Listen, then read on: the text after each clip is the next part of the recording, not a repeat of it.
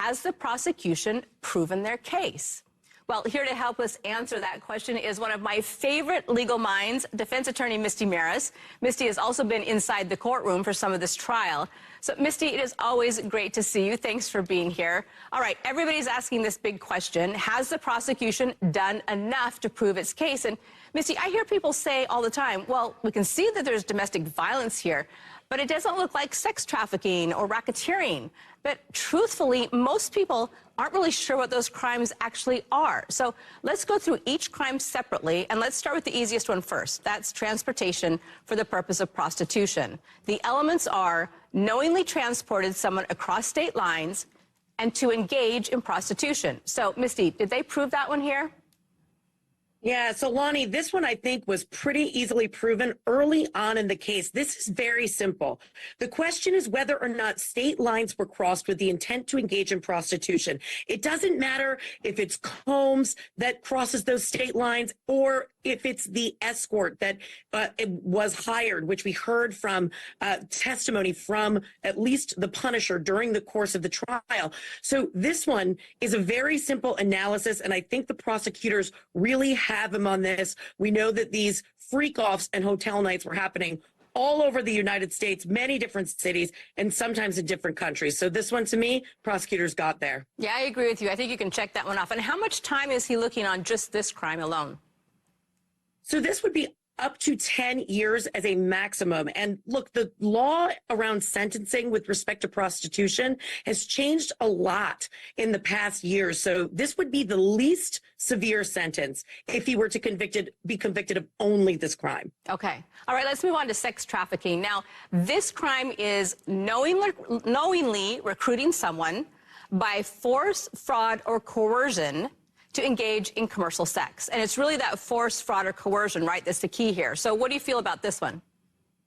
So with this particular charge, remember, there's two different counts. One relates to Cassie Ventura, and one relates to another romantic relationship, Jane, who's actually still on the stand as of today. But both have a similar element. It's whether or not there was force, fraud, or coercion. And Lonnie, what's interesting is, first we have to look at the individuals who were engaged in the conduct, meaning Cassie and Jane.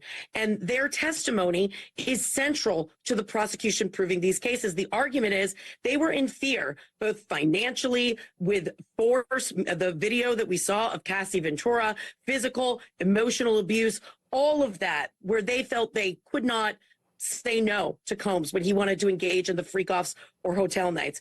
So that's one perspective from the alleged victim. But the other is Combs.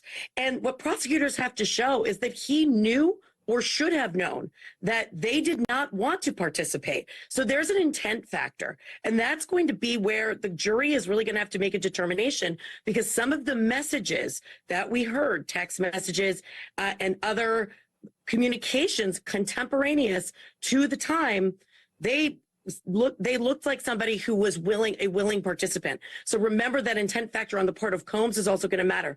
That being said, I think this video with Cassie Ventura, really, really damaging. All of the allegations of abuse. I think the prosecutors have a pretty good case on sex trafficking as it stands right now. Yeah, I agree with you. I think this video is really good on the sex trafficking for Cassie.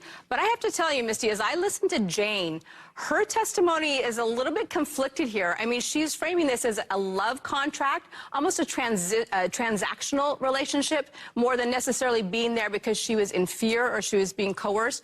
I think the defense really has something there to work with and maybe get that count as to Jane knocked out. What do you think? I agree with you. And I think one thing that the courtroom acknowledged was shocking is that Combs is still paying for Jane's rent as of today, while he's at the Metropolitan Detention Center. And remember the purpose of Jane from the prosecutor's perspective. There was a large focus on this financial coercion, that if she didn't comply with what Combs wanted her to do, and these hotel nights, these sexual escapades, as per her testimony, she was afraid that she would basically be left out on the street, that he was lording that over her head. But meanwhile, he's still paying for her rent, and he's behind bars at the Metropolitan Detention Center. I think the defense absolutely did a great job on cross, but I'm wondering if the jury sees it with Cassie Ventura, are they going to immediately extrapolate it also with Jane? And it's just that idea of this overarching threat of physical, emotional, mental, and financial abuse. Yeah, and seeing the pattern and the similarities there. All right, Misty, let's go on to the last one. This is racketeering. Now, this is the most complicated one to prove. The prosecution must show here that there's a criminal enterprise, that the defendant is associated with that enterprise and participated in it, and that there was a pattern of conduct, meaning at least 2 predicate crimes were committed in the last 10 years. So these are things like bribery, extortion, kidnapping, arson. That's why we're hearing about all of those crimes as well. All right, Misty, what do you think? Do you think that the prosecution has proven racketeering? And again, it goes to both of the different victims, Cassie as well as Jane. Correct. I do not think prosecutors have gotten there on racketeering, and here's why. I think prosecutors did a good job of showing what are the predicate crimes. As you said, got to be a pattern of racketeering activity. We heard about arson, Kid Cudi's car. We heard about kidnapping with some very compelling testimony about somebody being in a room for a day's long lie detector test and being told, I'm going to throw you into the East River by Uncle Paulie if you don't pass this test. So there's been a lot of predicate crimes that may have been established. But for me, Lonnie, where it falls short is the connection back to a criminal enterprise. Remember what the indictment says. The indictment says that Combs' businesses, whether that be his record label, his alcohol company, his clothing companies, those are all just fronts for this racketeering activity in furtherance of the criminal enterprise of his desires. And to me, all of these incidents, all of this alleged racketeering activity, I think the defense can really cut away and say these were individual crimes that do not relate back to a criminal enterprise. And it's that connection between the criminal enterprise and the conduct where I think prosecutors' case falls short. That being said, there was something that came out during the testimony of the CFO of one of Combs's businesses. And this to me was the best connection that I had heard throughout the whole course of the trial. If you remember, Cassie Ventura's mother had said she sent $20,000 to Combs because to stop him from exposing these explicit videos of Cassie and to not physically hurt her. So this was documented in an email. Now, where did that money come from? Where did that money go? It went to the enterprise. It went to the business. It didn't go to Combs personally. So there, I think you have a connection. But to me, it's too tenuous to really establish RICO as of now.